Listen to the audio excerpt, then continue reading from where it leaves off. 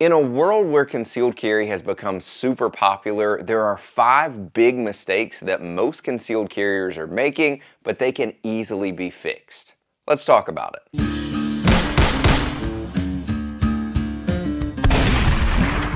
What is up, guys, and welcome back to Modern Protector, where we talk about the skills, the tools, and the mindset that you need to protect yourself and your family. Before we get right into the big concealed carry mistakes, if you are brand new to concealed carry and you don't really know where to start, I created something just for you. The Concealed Carry Starter Kit is a short, practical guide that walks you through how to set up your carry gear the right way. So it's safe, it's comfortable, and it actually prepares you for a self-defense encounter. It helps you skip the steps that I learned the hard way from carrying for years the wrong way. If you want to carry comfortably every day and actually be prepared to protect yourself, then check out the Concealed Carry Starter Kit in the description below. Alright, so what are the 5 biggest mistakes that concealed carriers make? The first is carrying in an unsafe holster. If you are carrying in a soft, floppy holster that does not cover your trigger guard, stop it. If you're doing it, stop it.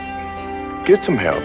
Your holster should cover the trigger guard completely, hold your gun securely, allow you access to your gun consistently, and it should not collapse when your gun is drawn. This is crucial. The next one is an unpopular opinion, but it's a mistake nonetheless. Being obsessed with the gun.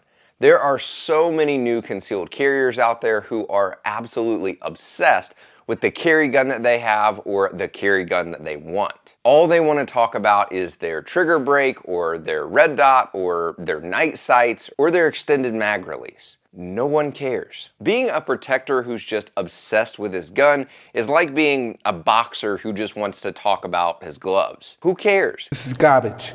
I can say I bled for garbage. Can he move and get hits under pressure? The gun is important, but it's also a very small part of your concealed carry setup. I don't care what gun you carry. How well can you perform with it under pressure with a shot timer? That matters so much more than the bells and whistles on your gun. The next one is actually pretty convicting for me, but it's still true. Not gaining hand-to-hand skills. Most concealed carriers are not willing to put the work in to gain skills on the map. They just want to focus on the gun. And the reason I say that this is convicting for me is because I've not done any martial arts training consistently since our 3rd kid was born last year. It is what it is. So I get it. It's hard to make time to learn new skills consistently, especially when you've got a family at home. But at least do it for a season when things slow down a little bit and gain some striking and grappling skills so that you feel comfortable putting your hands on someone if you have to. Because your gun is not always the answer.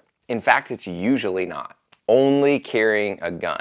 Maybe you have a great concealed carry gun and you're actually really proficient with it. That's great. You're prepared if you have to face an armed attacker. But what if it's just a drunk guy who's asking you for money and getting in your face? Your gun will not help you there. Or what if you walk into a convenience store where the clerk has been shot a couple minutes before you got there and the robber's gone? Your gun will not stop the bleeding. What if you're behind a car crash and someone is bleeding really bad from their head and you're the first one there who can help? I could go on, but you get the picture. Your gun is a great tool, but it's a very niche tool for a very specific purpose. You need to be carrying pepper spray and you need to be carrying a trauma kit. The pepper spray that lives in my pocket is from POM Pepper Spray, and the trauma kit that lives in my car is from Mountain Man Medical. I'll put my affiliate link for both of these in the description below. The last mistake, and this is one that almost all concealed carriers make, is not training. And I'm not just talking about going in your buddy's backyard and shooting at a steel target. Training is such an important part of being prepared for an attack. You can't just start carrying a gun every day and go to the range a couple times and expect that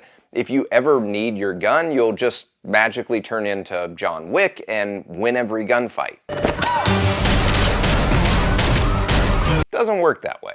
If you've never taken a quality training class, guys, I'm telling you, you have no idea what you're missing. Not only is the information and the skills that you can gain so valuable, but it's so much fun to learn new skills and just be around people who also take their self-protection very seriously. You kind of feel like, wow, there's more than just me. I'm gonna put a list of instructors that I've trained with and I recommend down in the description. If you get a chance, go train with them. They're awesome. If you gain value from this video, then don't forget to like and subscribe down below and let me know in the comments, have you made one of these mistakes? I know I have before. Until next time, be alert, stand firm in your faith, be strong, be courageous, and let all that you do be done in love. Thanks for watching, and I'll see you next time.